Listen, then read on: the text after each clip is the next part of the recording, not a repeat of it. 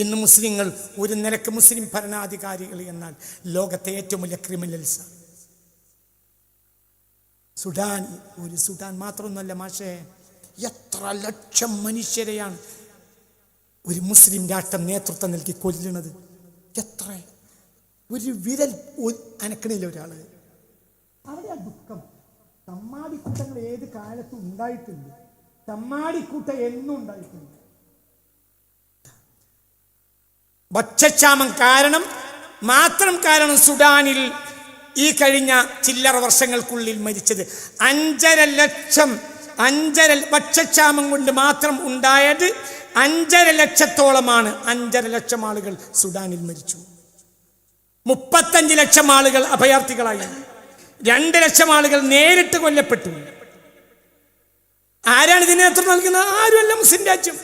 ആ മുസ്ലിം രാജ്യം പണം കൊടുക്കും ഇസ്രായേലിന്. ഇസ്രായേൽ വെപ്പൺസ് കൊടുക്കും. ആർക്ക്? ഈ RSF എന്നാൽ റാപ്പിഡ് സപ്പോർട്ട് ഫോഴ്സ് എന്നൊരു ഫോഴ്സ് ഉണ്ട് സുഡാനിൽ. ആ റാപ്പിഡ് സപ്പോർട്ട് ഫോഴ്സിന് ആയുധം കൊടുക്കുന്ന ഇസ്രായേലികൾ. ആ വെപ്പൺസിന് പണം കൊടുക്കുന്നത് മുസ്ലിം രാജ്യങ്ങൾ. അതേ ആയുധ കമ്പനി തന്നെയാണ് ഗസക്കാരെ കൊല്ലാൻ ഇസ്രായേലിനും. ആരാണോ ഇസ്രായേലിന് വെപ്പൺസ് ഉണ്ടാക്കുന്നത് അതേ കമ്പനി തന്നെയാണ് സുഡാനിലെ മുസ്ലിങ്ങളെ കൊല്ലാൻ വെപ്പൺസ് ഉണ്ടാക്കുന്നത്. അത് നമ്മൾ അതറിയണേയില്ല. ഞാൻ പറയട്ടെ, കഴിഞ്ഞ 2 കൊല്ലം മുമ്പ് 25,000 പെണ്ണുങ്ങളെയും കൊണ്ട് നമ്മൾ ഈ കോഴിക്കോട് ചുറ്റി. ആർക്കെതിരെ? ഇസ്രായേലി വംശജ് ആണോ? ആണല്ലോ. അല്ലേ? അതെ, ആയിക്കോട്ടെ, ഞാനൊരു വിരോധം പറയുന്നില്ല. എങ്കിൽ അതിന്റെ 10 ഇരട്ടി ആളുകളെ സുഡാനിൽ കൊന്നിട്ടുണ്ട്. എന്തുകൊണ്ടാണ് നമ്മൾ ഒരു പരിപാടി നടത്താത്തത്? അത് കൊല്ലിക്കുന്നവരെ വിഷമിപ്പിക്കും. അവർ നമ്മളെ കൂട്ടുകാരാണ്. ഇതിനാണ് പറയണില്ല, ഞാൻ പറയാൻ തുടങ്ങിയിട്ടുള്ളൂ, പറഞ്ഞിട്ടില്ല. ഇതിനാണ് ദുഹാൻ എന്ന് പറയാം. ദുഹാൻ 1900-ലെങ്കിലും ആരംഭിച്ചിട്ടുണ്ടാവും. ദുഹാൻ അതായത് നേരും നേരുകേടും തിരിച്ചറിയാൻ കഴിയാതിരിക്കുക, എന്താണ് ചെയ്യേണ്ടതെന്ന് അറിയാതിരിക്കുക, എവിടെ കൂടേണ്ടതെന്ന് അറിയാതിരിക്കുക. ഇതേ അറബ് രാജ്യങ്ങൾ തന്നെയാണ് യമനിൽ കൊല്ലുന്നത്. എത്രയാ യമനിൽ കൊന്നത്? സുഡാൻ കേസ് കൊടുത്തു UN കോടതിയിൽ. എന്തിന്? ഈ മുസ്ലിം രാജ്യങ്ങളാണ് ഞങ്ങൾ ആളുകളെ കൊല്ലുന്നത് എന്ന് പറഞ്ഞ് സുഡാൻ സർക്കാർ കേസ് കൊടുത്തു.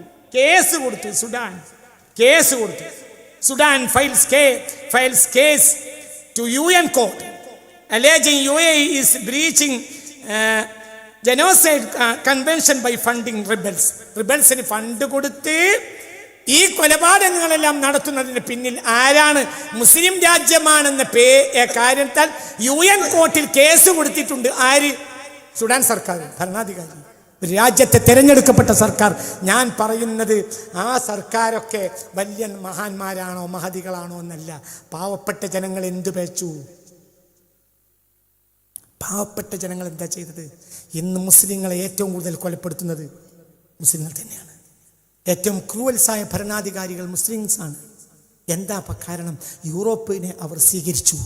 ഇപ്പോൾ വെടിനിർത്തൽ കരാറുണ്ടായി. 3 രാഷ്ട്രങ്ങളാണ് പ്രധാനമായും ഒപ്പിട്ടത്. ആ വെടിനിർത്തൽ വെടിനിർത്താമെന്ന് ഇസ്രായേലിൻ്റെ കരാറിൽ ഒപ്പിട്ടത് 3 രാഷ്ട്രങ്ങളാണ്. പ്രധാനമായും ഈജിപ്ത്, പിന്നെ തുർക്കിയും ഖത്തറും. സൗദിയും UAEയും വിട്ടുന്നു. എന്തുകൊണ്ട്? അത് കൊല്ലുന്ന ഞങ്ങൾ വിഷയമല്ല. കൊല്ലാതിരിക്കുക ഞങ്ങൾ ഇഷ്ടം. മനസ്സിലായില്ല? ഏറ്റവും ചുരുങ്ങി ആ കരാറിൽ ഒപ്പിട്ടില്ല. അത് ഞങ്ങളുടെ വിഷയമല്ല. ഈ കഴിഞ്ഞ 2025 ജൂണിൽ 36 കപ്പലിലാണ് ഭക്ഷണം കൊടുത്തയച്ചത്. ഇറ്റലി അടക്കം. ഇറ്റലി എന്നാൽ ഒരു കാലത്തും മുസ്ലിം സമുദായത്തിന് കൂടെ നിന്ന ഒരു ചരിത്രമുള്ള രാജ്യമല്ല ഇറ്റലി. ഞാൻ രാജ്യത്തെ കുറ്റം പറയല്ല, പക്ഷേ അവിടെ മനുഷ്യത്വമുണ്ട്. 36 കപ്പലിൽ ഭക്ഷണം കൊടുത്തയച്ചു സ്പെയിന്. പിന്നീട് 100ഓളം കപ്പലിൽ കൊടുത്തയച്ചു. എന്തൊക്കെ ഇസ്രായേൽ അവർക്കെതിരെ ചെയ്തു?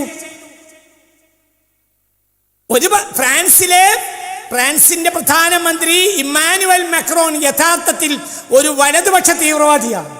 അതായത് ഇസ്ലാമിന്റെ വസ്ത്രമോ വേഷവിധാനമോ ഒന്നും ഫ്രാൻസിൽ പാടില്ല എന്ന് പറയുന്ന വലതുപക്ഷ തീവ്രവാദിയാണ് ആര്?